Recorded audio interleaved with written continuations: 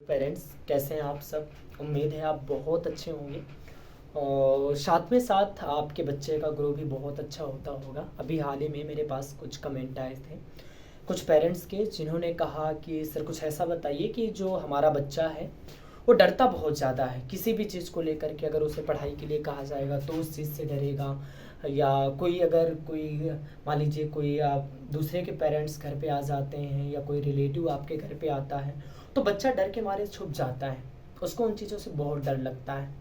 तो आखिरकार ये जो डर है, या कोई ये मान लीजिए कि कभी ऐसा होता है कि कोई न्यू टीचर्स जैसे उसके पास आया तो कुछ क्वेश्चन आता है तो आती हुई चीज़ें भी वो हमें उनको पूरी तरीके से जवाब नहीं दे पाता है। तो बच्चे के इस डर को हमें किस प्रकार से ख़त्म करना है, अगर आप इस चीज़ को सीखना चाहते हैं तो बने रहिएगा वीडियो के अंत तक, और आपको सारी चीज़ें पता चल पाएंगी कि आखिरकार किस प्रकार से आप अपने बच्चे के डर को जड़ से ख़त्म कर पाओगे। तो देखो, सबसे पहले तो हम आपसे कहना चाहते हैं कि अगर आपका बच्चा डरता है तो आपको क्या करना पड़ेगा। सबसे पहले फर्स्ट आपको क्या करना है, अपने बच्चे की उस बात पे ध्यान देना है कि आखिरकार उसे जिस चीज़ से डर लग रहा है तो क्यों लग रहा है, क्योंकि उसके खुद ही रीज़न हम ही होते हैं। क्योंकि हम क्या करते हैं कि बच्चे के अंदर हम ही निगेटिविटी डालते हैं कि आखिरकार उससे डरने का जो रीज़न होता है हम ही होता है। जैसे फॉर एग्जाम्पल के तौर पे बच्चा खाना नहीं खाता है तो हम लोग क्या कहते हैं कि अगर तुम खाना नहीं खाओगे तो क्या होगा, एक भूत आएगा उठा के ले जाएगा। या कभी कभी ऐसा होता है बच्चा पढ़ाई नहीं करता तो क्या करते हो, पढ़ाई नहीं करोगे तो ये करेंगे वो करेंगे, पिटाई करेंगे तुम्हारी, इस प्रकार की बातें आप करते हो तो बच्चा डर जाता है बहुत ज़्यादा और आपका बच्चा फिर आप ही से बात नहीं करने लगता है। तो आखिरकार ये जो प्रॉब्लम्स है इसको अगर आप जड़ से ख़त्म करना चाहते हैं तो वीडियो के अंत तक रहिएगा।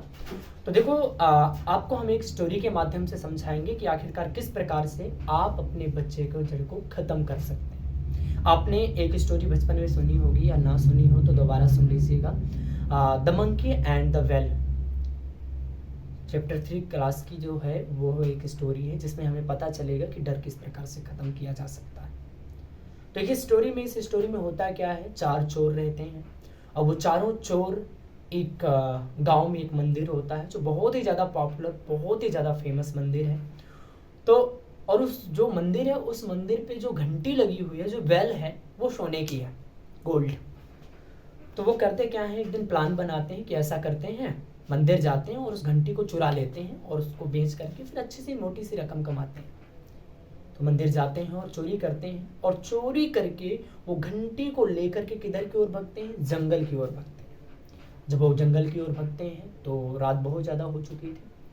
तो वो डिसाइड करते हैं कि ऐसा करते हैं, रात भर जंगल पे रहेंगे, सुबह इसको बेच करके अपने अपने घर हो जाएंगे। सब लोग आपस में जितना भी पैसा आएगा सब आपस में डिवाइड कर लेंगे। तो ये सोच करके वो जंगल पे रुके रहते हैं। तभी होता क्या है, अचानक से एक शेर आता है और शेर की दहाड़ सुन करके जितने भी चोर होते हैं वो सब डर जाते हैं और भगदड़ मच जाती है। सब अपनी जान बचा बचा करके इधर उधर भगने लगते हैं और सब भगते हैं, लेकिन घंटी का कोई ख्याल नहीं करता है। घंटी वहीं की वहीं जंगल में पड़ी रहती है और चोर वहां से भग करके अपने अपने यहाँ चले आते हैं, क्योंकि भैया जान ज़्यादा इंपॉर्टेंट है, पैसा तो बाद में आता जाता रहेगा। तो जब चोर वहां से भग आते हैं, घंटी वहीं पे पड़ी रह जाती है। तो कुछ दिन बाद क्यों ऐसा होता क्या है कि कुछ बंदर वहां पे उछल कूद करते हुए आते हैं जंगल पे, और वो लोग उस घंटी को उठा लेते हैं। घंटी को उठा लेते हैं जैसे ही, तो जैसे ही रात हुआ करती थी डेली पहाड़ पे, उस घंटी को बजा बजा के नाचा करते थे, डांस किया करते थे और एंजॉय किया करते थे। लेकिन गांव वालों को ये लगता था कि आखिरकार इस पहाड़ पे कोई ना कोई ऐसा भूत रहता है जो डेली रात को घंटियों की आवाज सुनाई देती है, डांस करते हैं। तो सब लोग बहुत ज्यादा डरा करते थे उस गांव में। ये समझिए कि अगर अंधेला हुआ तो फिर कोई भी दरवाजा अपना नहीं ओपन करता था, हमेशा क्लोज रहते थे। एक दिन ऐसा हुआ कि राजा ने यह घोषणा की कि आखिरकार अगर जो कोई भी इस भूत को पकड़ के लाएगा, इस घंटी के राज की, घंटी की जो आवाज है इस राज को हमें बताएगा, उसे हम अपना आधा राजपाट दे देंगे। उनकी इस बात को सुन करके गांव में एक बूढ़ी महिला रहती थी। उन्होंने सोचा कि अरे यार, आइडिया तो अच्छा है, चलो ऐसा करते हैं, हमें खुद पता लगाते हैं कि आखिरकार किस प्रकार से इस घंटी का राज क्या है। तो वह बूढ़ी औरत जो है एक दिन ऐसा होता है कि वो जंगल जाती है और छुपके से वो सारी चीज़ें देखती है कि आखिरकार ये घंटी कौन बजाता है। तो उसको इस चीज़ के बारे में पता लगता है कि आखिरकार जो मंदिर से जो घंटी चोरी हुई है, उस घंटी को ये जितने भी बंदर हैं वो लोग रात में एंजॉय करते हैं। तो इसी सारी चीज़ों से करते हैं। तो वो राजा के पास जाती है अगले दिन और कहती है, महाराज वो घंटी जो है वो मैं लेकर आऊँगी। तो राजा कहते हैं ठीक है, और वो जाती है और बंदरों के पास से वो घंटी वापस लेके चली आती है, किसी चीज़ का लालच देके। तो जिस प्रकार से उस बूढ़ी महिला ने कहानी के अंदर तक जाकर के गहराई तक बात को जाकर के समझा, ठीक इसी प्रकार से आपको अपने बच्चे की उस गहराई को समझना है, उस बात की गहराई तक जाना है कि आखिरकार जो आपका बच्चा है वो डर क्यों रहा है, आखिरकार रीजन क्या है उसके डरने का। तो अगर आप अपने बच्चे को निडर बनाना चाहते हैं तो सबसे पहली बात उसकी उस बात को समझिए। और जैसे कुछ पेरेंट्स ऐसे भी होते हैं, बच्चा कहता है कि मम्मा मुझे किचन पे जाना है, रात पे पानी पीना है, लेकिन आप मेरे साथ चलो, मैं नहीं चलूँगा क्योंकि मुझे डर लगता है। तो हम लोग पेरेंट्स इतने में कैसे होते, कुछ पेरेंट्स ऐसे होते हैं जो बहुत ज़्यादा गुस्सा हो जाते हैं, कहते हैं कैसे डर लगता है दिखाते हैं और बच्चों को घसीटते हुए किचन तक लेके जाते हैं। ना, ये गलत है, ऐसा नहीं करना चाहिए। आप बच्चे को समझाओ कि क्यों डर लगता है, चलो मैं आपके साथ चलती हूँ।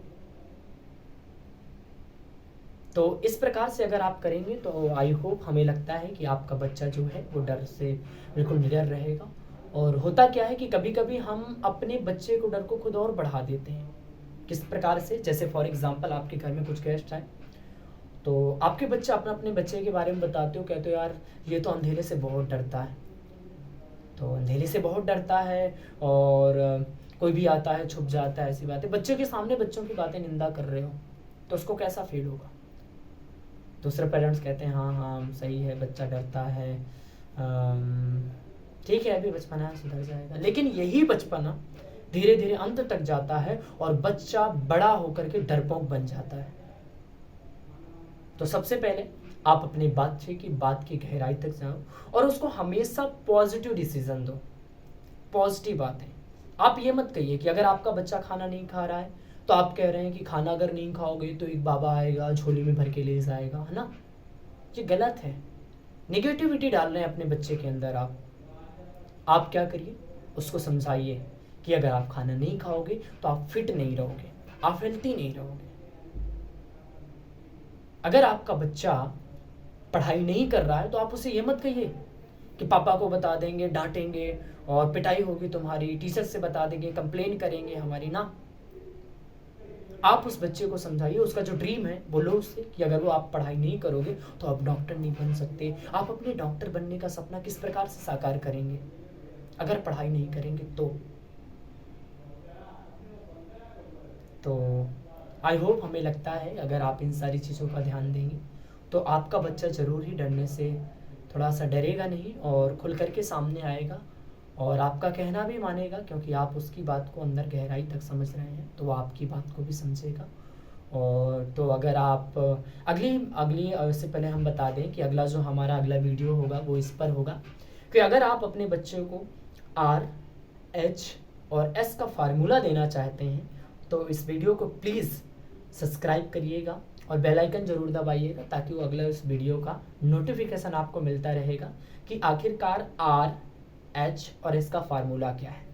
तो R फॉर होता है रिस्पॉन्सिबल, H फॉर होता है हैप्पी और S फॉर मतलब हमारा सक्सेस से है। तो अगर आप अपने बच्चे को रिस्पॉन्सिबल बनाना चाहते हैं, हैप्पी बनाना चाहते हैं और सक्सेसफुल बनाना चाहते हैं तो आप किस प्रकार से क्या करेंगे। तो मिलते हैं अपने नेक्स्ट वीडियो पे एक नई वीडियो के साथ और तब तक के लिए बाय। और अगले वीडियो पे हमारा जो वीडियो होगा वो इस पर होगा RSH के फार्मूले पे। तब तक के लिए बाय।